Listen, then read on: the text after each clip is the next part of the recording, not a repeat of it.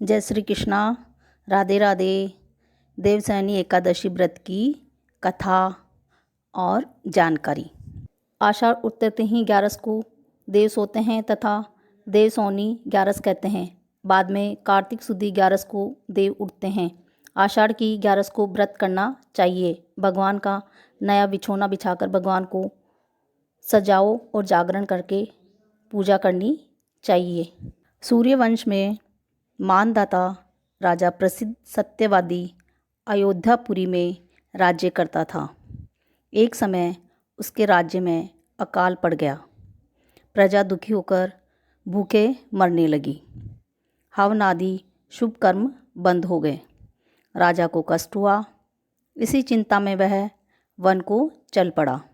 अंगरा ऋषि के आश्रम में गया और बोला, हे सप्त ऋषियों, मैं श्रेष्ठ अंगरा जी, मैं आपकी शरणागत हूँ।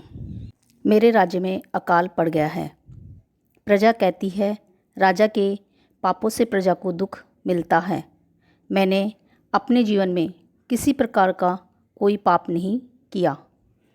आप दिव्य दृष्टि से देखकर कहो कि अकाल पड़ने का क्या कारण है। अंगरा ऋषि बोले, सतयुग में ब्राह्मणों का वेद पढ़ना और तपस्या करना धर्म है, परंतु आपके राज्य में आजकल एक शूद्र तपस्या कर रहा है। शूद्र को मारने से दोष दूर हो जाएगा, प्रजा सुख पाएगी। मानधाता बोले, मैं उस निरपराध तपस्या करने वाले शूद्र को नहीं मारूंगा। आप इस कष्ट से छूटने का कोई और अन्य उपाय बताइए। ऋषि बोले, सुगम और सरल अन्य उपाय कहता हूँ। भोग तथा मोक्ष देने वाली देवसैनी एकादशी है। इसका विधि पूर्वक व्रत करो।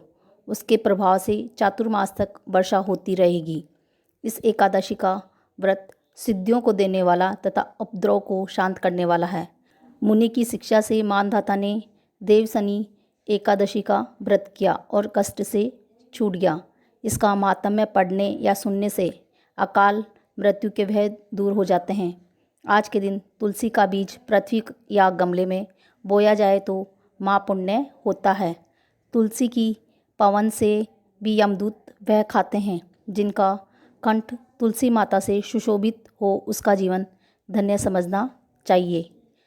जय श्री कृष्णा। राधे राधे।